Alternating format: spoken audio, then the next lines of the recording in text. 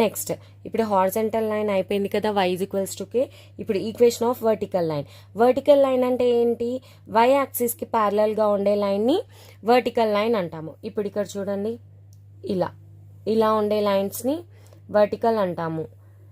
Right side ఉన్న line, left side ఉన్న అవి y యాక్సిస్కి కనుక ప్యారలల్గా ఉంటే వాటిని వర్టికల్ లైన్స్ అంటాము.